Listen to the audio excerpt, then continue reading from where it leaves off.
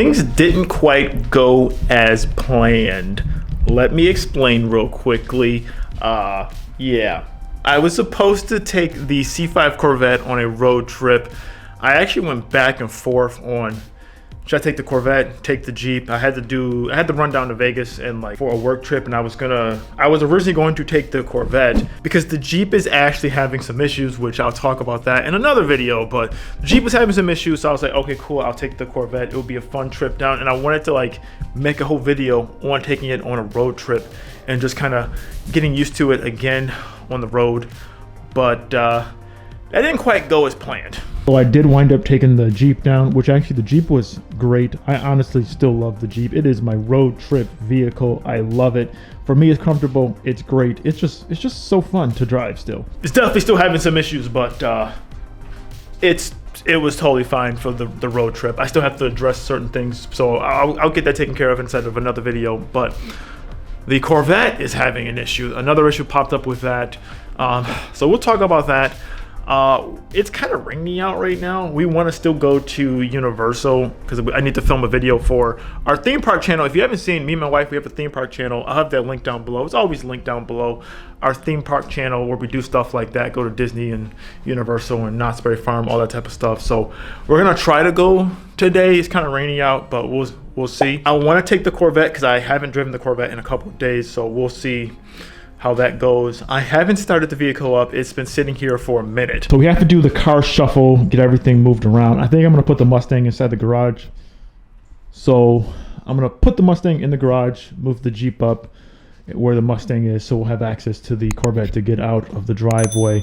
Yeah, so without further ado, let me actually see if the Corvette will start up. It'll be a good test to see if the battery has been draining, because I literally like charged up the battery, had everything set to take the Corvette, but I didn't take it. So let me see if it will start up after sitting for, it's been a couple of days, so we'll see.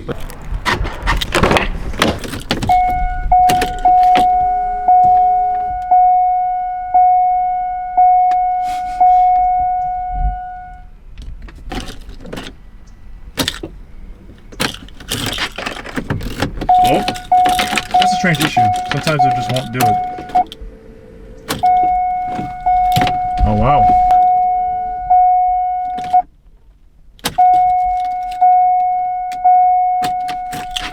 It's not even.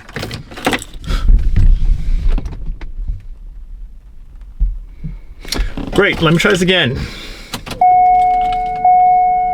it reading the battery voltage at? Wow, sometimes it'll just do that. Let me pop the hood real quick. Let me see if the actual battery voltage is, if it's still draining the battery. Let me just try real quick.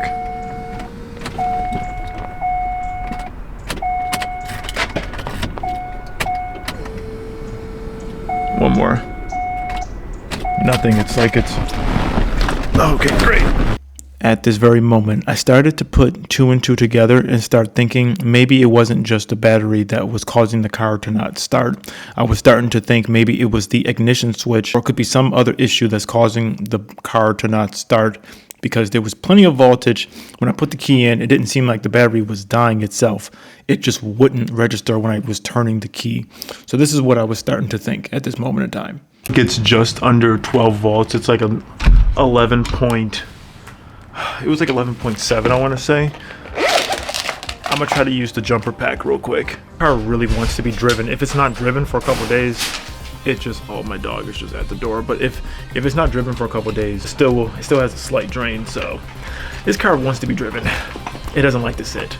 So I was gonna try to drive it today, but we'll see. Let me put this bad boy in there and see if this will just jump it real quick. Once again, link in the description for this guy. This thing has saved me so many times, so let me see this real quick.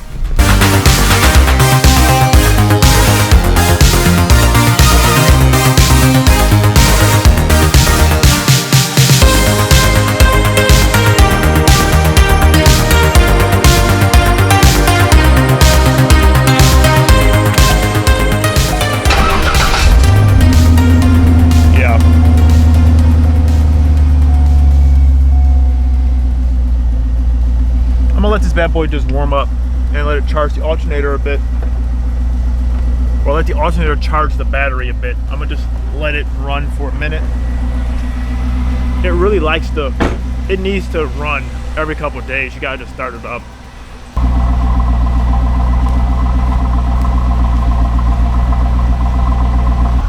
Okay, cool. So I'm gonna let that just idle for a minute. Yeah, so long story short, I filmed some stuff on my trip down there in the Jeep. I didn't really make that to a video because I've already done road trip stuff with the Jeep, and that just would have been repetitive content. It wasn't anything interesting, but yeah, I'll show you guys my first thought when I was debating, should I go between the Jeep and the Corvette? I was still like literally up to like the last minute, and I was gonna take the Corvette, and then at the last minute, I was like, I don't know.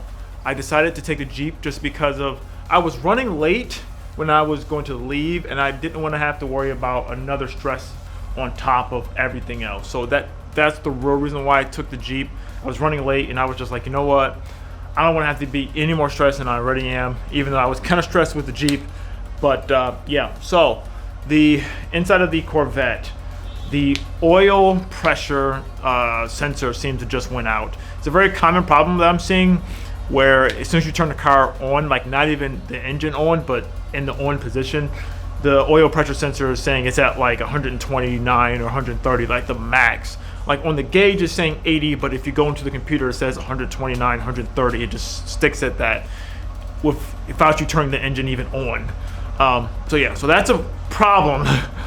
It's in such a very weird and a awkward position to replace it yourself, that you either need to take off the whole entire intake manifold, or some people, they do cut the like slit where the like underneath the window wiper, like I guess the like cowl area, if that's what you call it.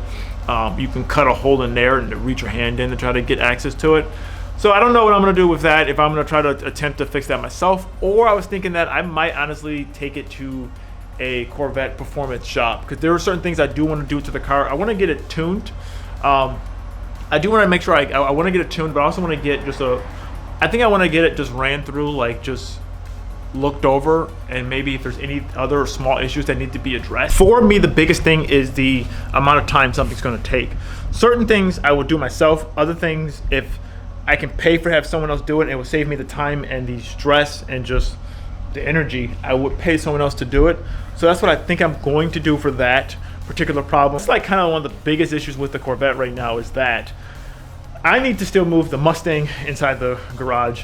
That's gonna have to, I'm pretty sure we're gonna probably replace that battery. I think that battery is just getting old too. So I'm gonna replace the Mustang's battery, but let me move that inside the garage real quick.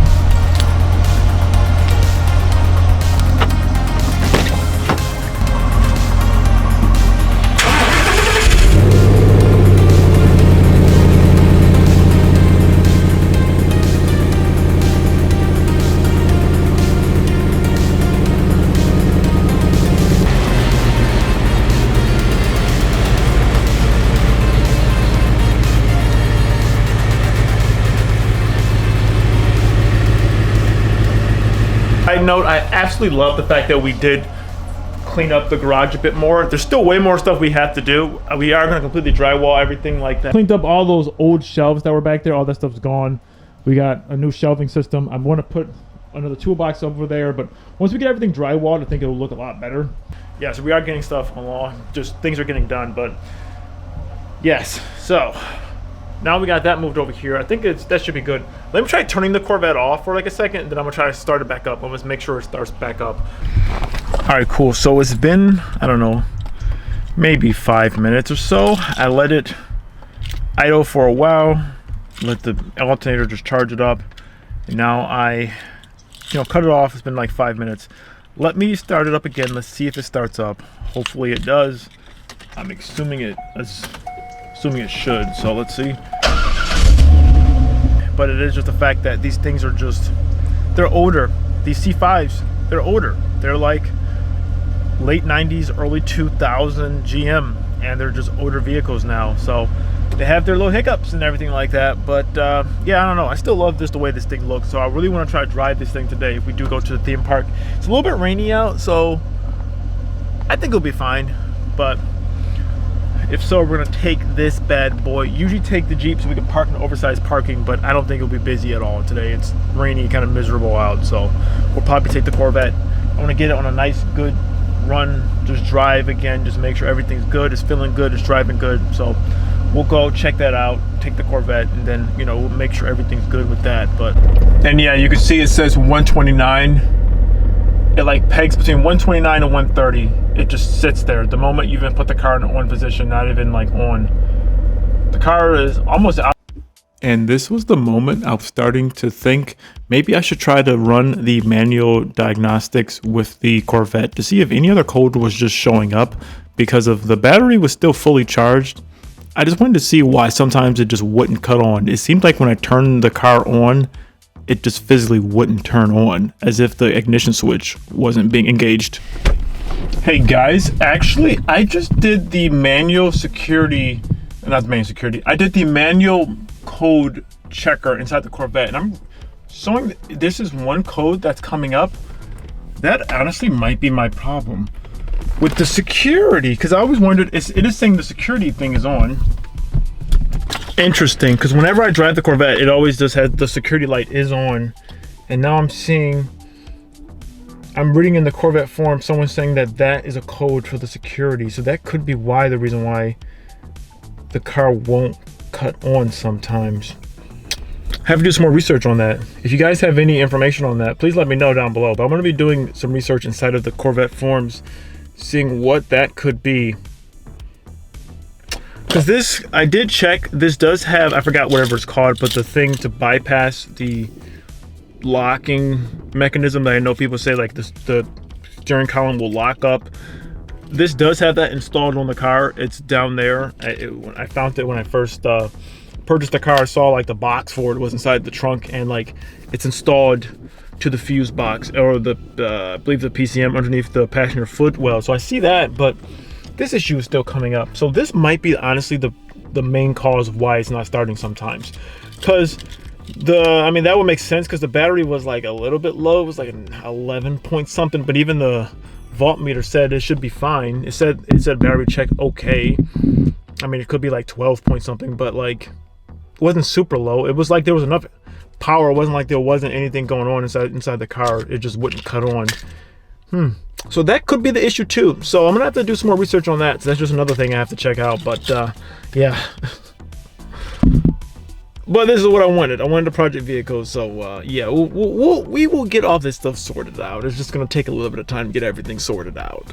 Right after this clip right here, this is when we were walking back to the car after going to the theme park. It did the exact same thing.